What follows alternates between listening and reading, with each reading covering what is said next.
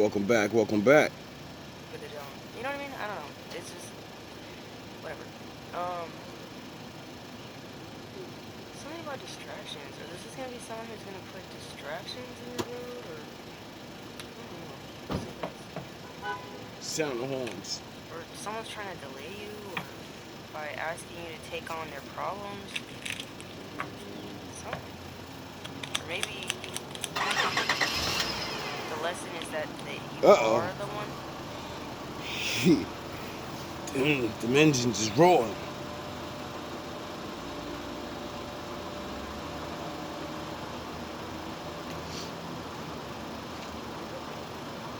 This might be for somebody.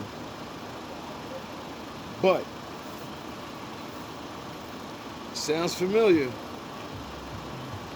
Sounds real familiar. To solve their issue, and we do solve it. We don't need your spirit. We have redeemed Ruth. Okay? This is a symbol of loyalty, kindness, and hard work. God redeemed this immigrant and widow who found joy and became part of Jesus' family tree. I don't know. Something about that could be significant. Maybe somebody's name's Ruth.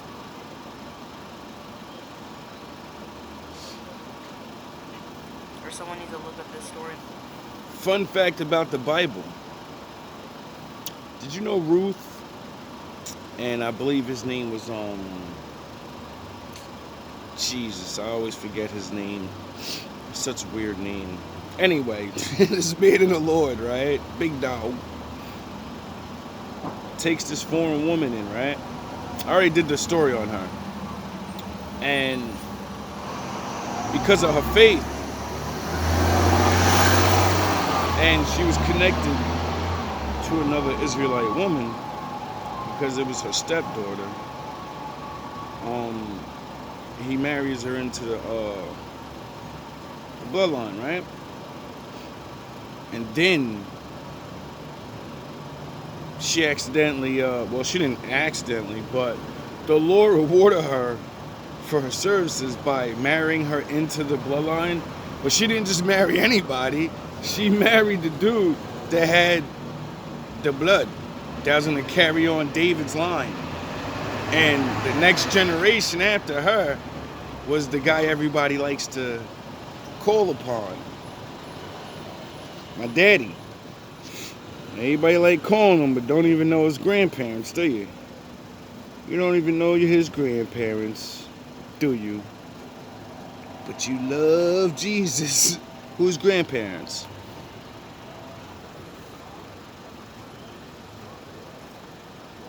Or someone needs to look up this story in the Bible. We have Simon of, I don't know how to say this word, but it says, the man chosen to The Lord help don't the Son of discriminate. God. He was selected from the crowd to help It's all carry about the work. Jesus' cross to Calvary. It's all about the work.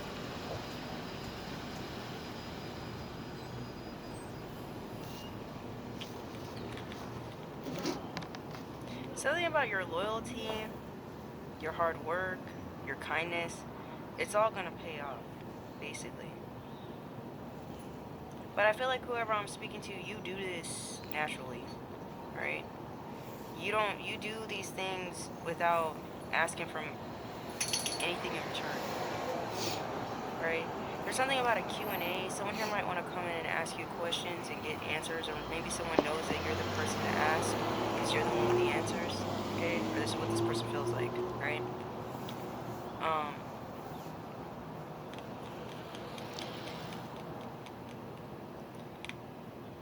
I don't know. Someone here is chosen.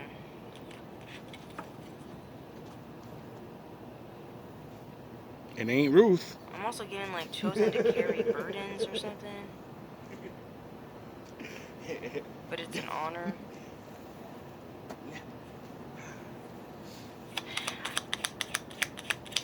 I don't know. I don't know neither. I'm It just says, saying. so do not fear, for I am with you. Do not be dismayed, for I am God. For I am your God. I will strengthen you and help you. Isaiah chapter 41, verse Big 10. dog. Celebrate the season with K&G. Men Why does he go so hard? Why he the weirdest preacher I ever seen in my life? He talking about slamming niggas up and go read Isaiah. casual collection starting You'll at understand. $24.99. Men's suits and suits. Go. Chapter 41. Don't go read the book of James. Go read about James the Just. And then you'll learn. See, the book of James is one of the greatest, right? You know why? Because within a couple of pages, he tells you everything that you have to do so you can deal with this bullshit in life. You know, so when you look at the 10 Commandments and shit and be like, it's too hard. When you look at life and go, it's too hard. You go right to the book of James. See, that was the first book I've ever studied. Because my name's James, and you know, you feel relatable because your name's there. So you're like, yeah, I'm good. And when I read that, I said, whoa, the first 3 words, the first 3 sentences is just real. Let you know it's going to be hard. Now, when you go and look up James the Just, though, and how he actually got taken out, you'll understand why it goes so hard. You'll understand that there's a yin and a yang to the faith. There was a time of peace and everything, and we were under all these laws and the way, you know, the good stuff that everybody peaceful and but then our enemies came against us and did foul things. They broke the laws of war. The Lord is a man of war. You don't think he has rules to war? Duh. So when we were like Jesus-like and people said, well, we could beat them up. We can trick them, get their guard away from them, and then we could pound them because they can't fight. He didn't teach them how to rock. He taught them how to call on him, and he gonna throw rocks. So, people don't understand the Lord commanded us. It's in the Bible. You know what I mean? We started walking around with the sword on the Sabbath day.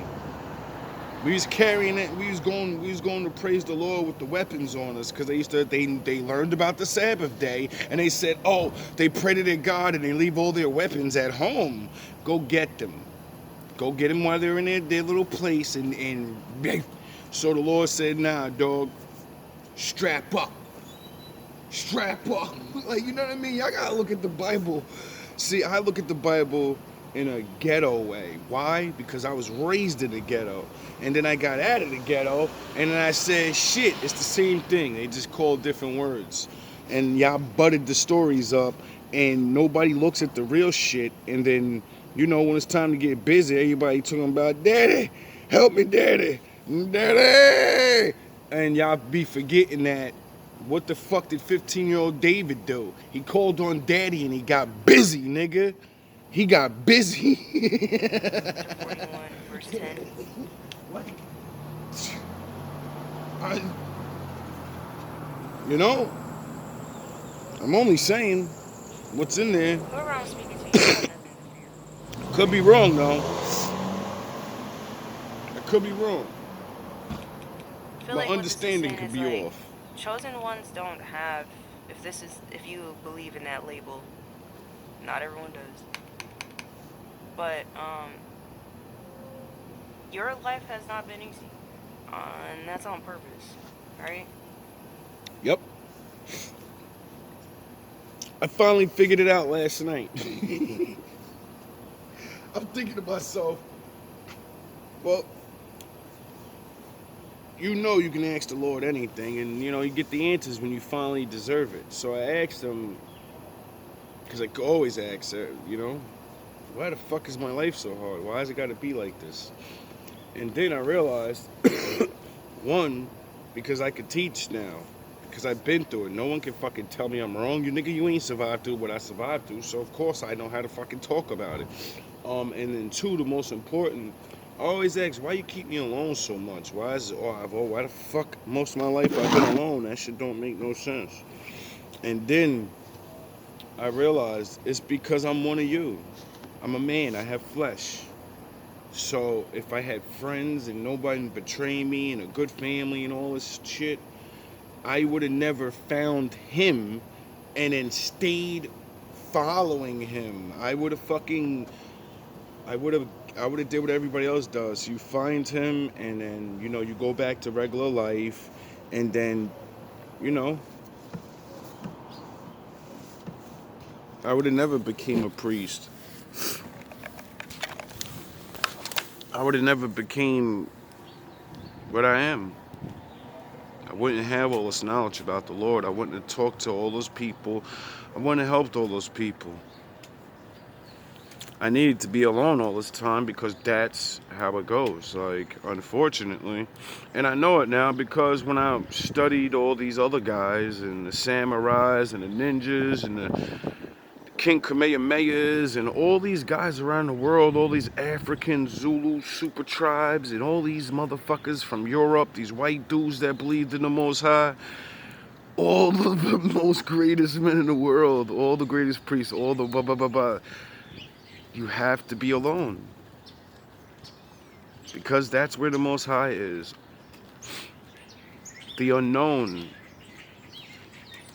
The Bible even says you have to pray by yourself. You're not supposed to pray in a church.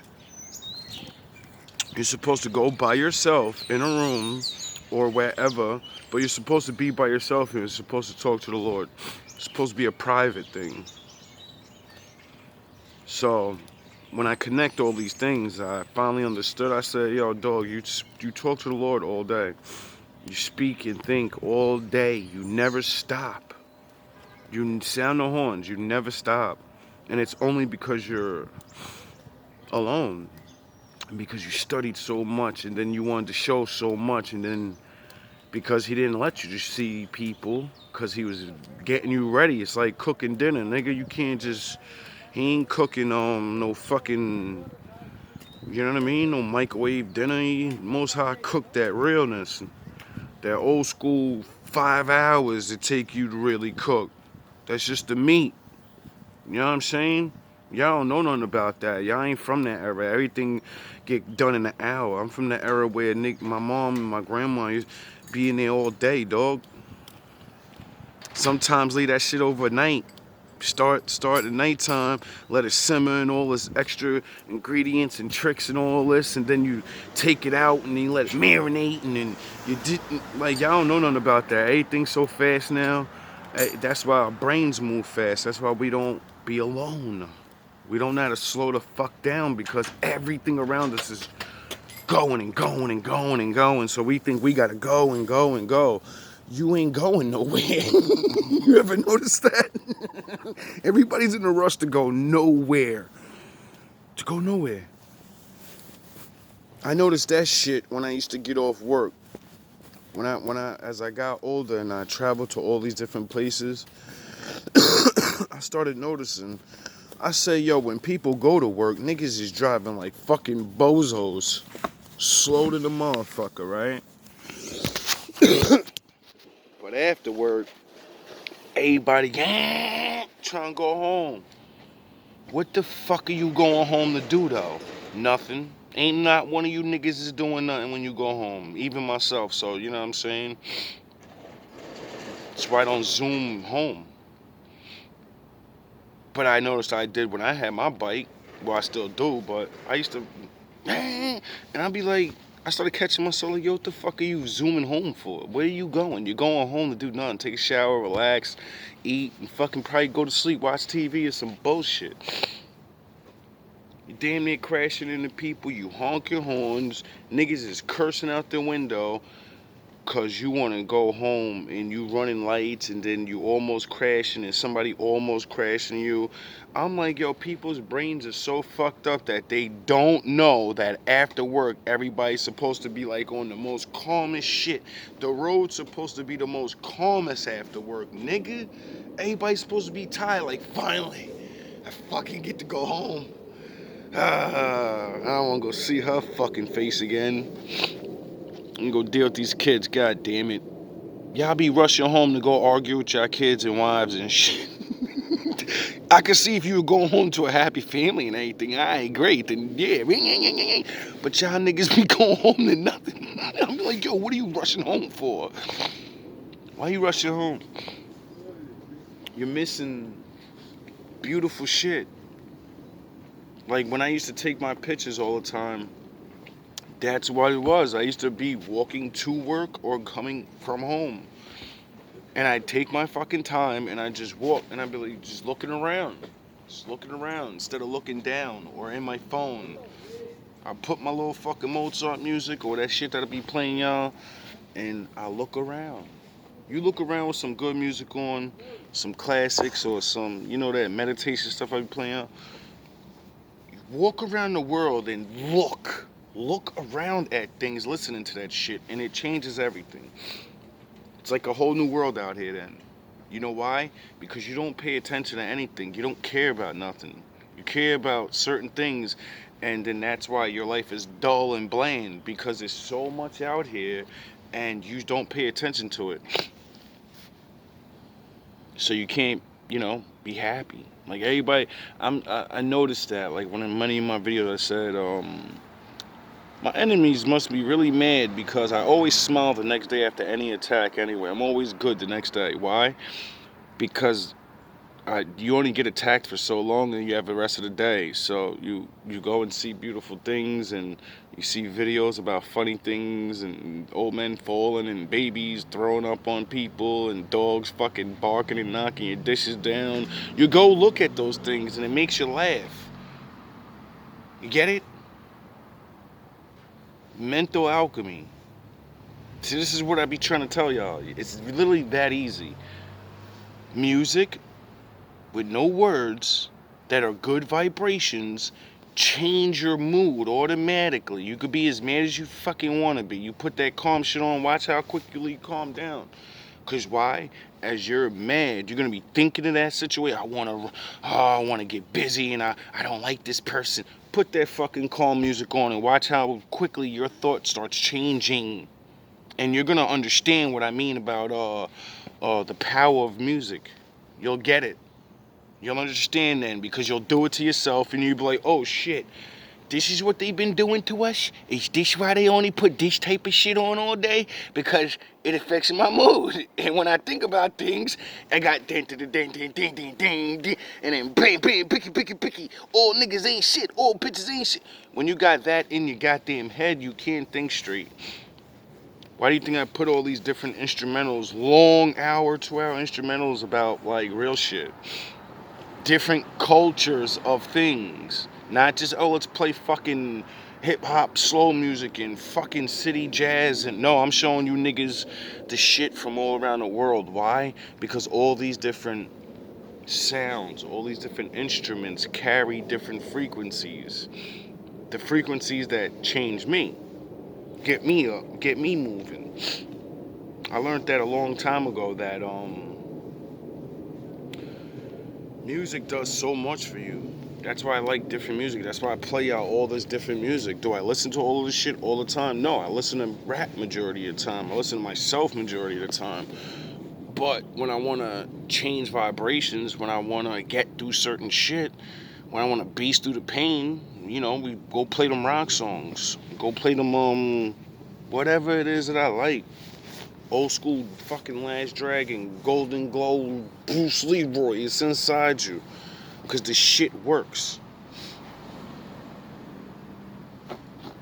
How did I figure that out? Because scientists and other people figured it out, and I seen it watching videos and said, let me try that. Let me stop listening to all of my rap songs that tell me to hurt people and act the fuck up. And let me only listen to the rap songs that actually tell me to do good things.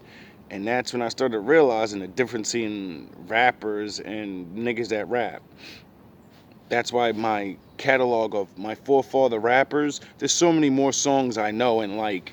But, I ain't got time to be looking for all them shits.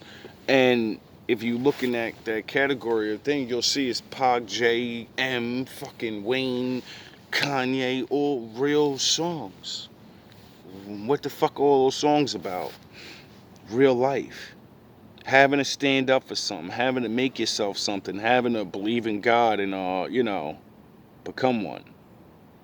Demigod. Jehovah. Yeezy. Like, come on, bro. These niggas is throwing, I got the keys. I got the nigga was telling y'all dumbass niggas. Who the fuck had the keys, nigga? In the Bible? Huh? Who has the keys to the bottomless pit, stupid?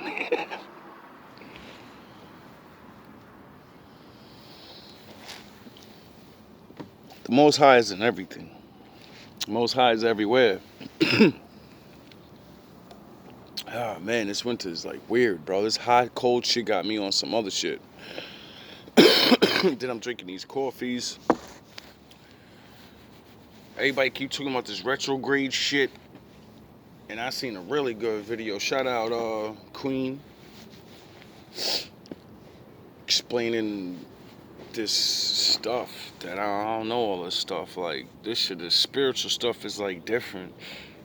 Like, it's weird. I'm like a mix between spiritual and religious, I realize. Which is the weirdest shit, because I thought I was just like spiritual in a way.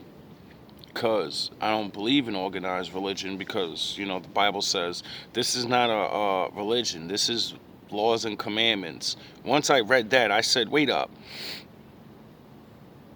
Oh yeah, no wonder the Lord said, your body's a temple and you got to do the work. Because you can't look over there and say, well, they told me this. The Lord's going to say, well, could you read? And you're going to say, yes. And he's going to say, well, why didn't you read the book? How didn't you know? You didn't know? You didn't know you were supposed to do the work? Works without faith is dead, nigga. James the Just. What does that mean? Work without faith is dead. It means all you people that say, I got faith on the Lord, I got faith, I'm going to be okay. The Lord said he don't give a shit about your faith. Duh. Your faith ain't shit. Anybody can have faith, nigga. That's like belief. What's the difference of belief and knowing? Knowing makes you do things. Because if you know you got to do the law, then your ass going to do the law. If you think you got to do the law and you believe you got to do the law, well, you know, you like, man, you know, I could do this one and I could do that one. See, that fucks your shit up right there. Because my father's all about intention. You know, he's the only perfect one and said, none of you niggas could be me. So that means we're all going to fall short. So what does that mean? It means your intention to want to be perfect is what he's looking for. And how do you do that?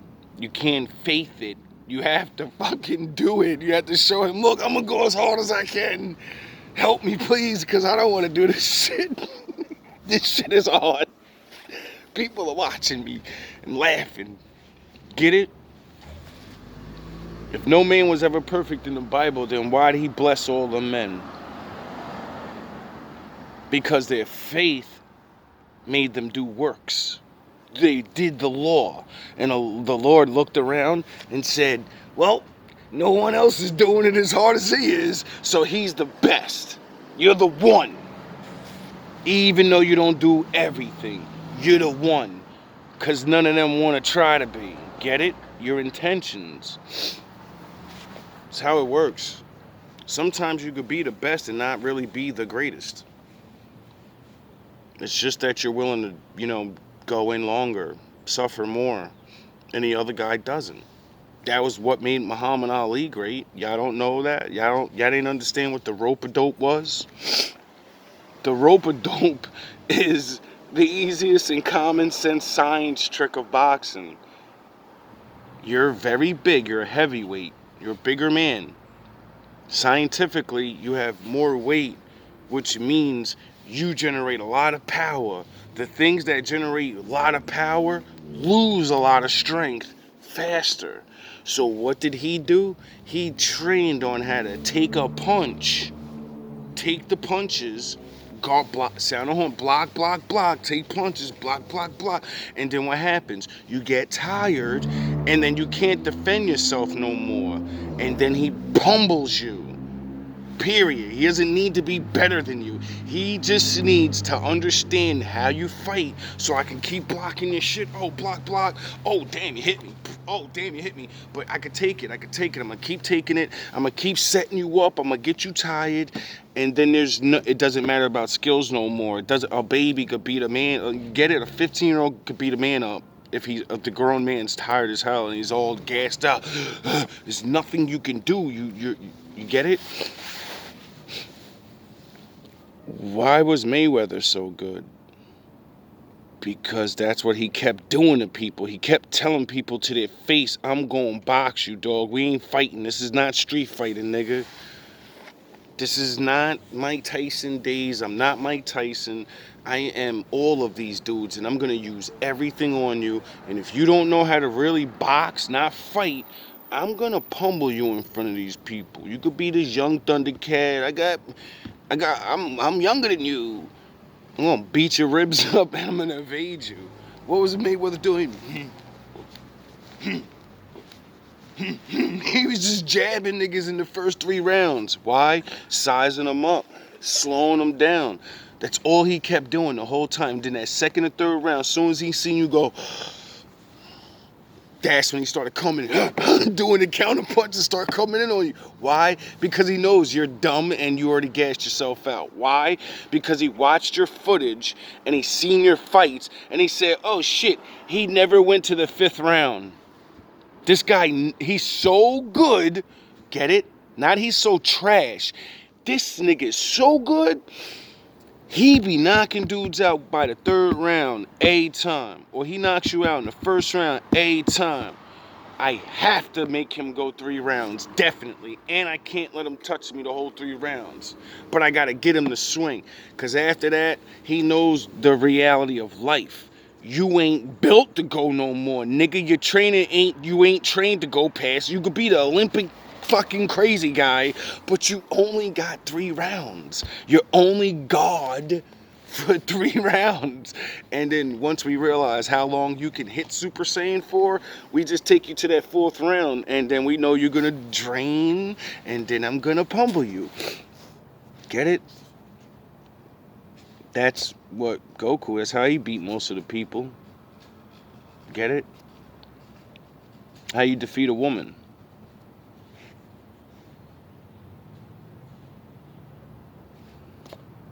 Especially in arguments. You let them drain their power, run themselves in a circle, and then hit them with the truth, and they stand there and look at you like, whatever, nigga. Oh, mom. Oh.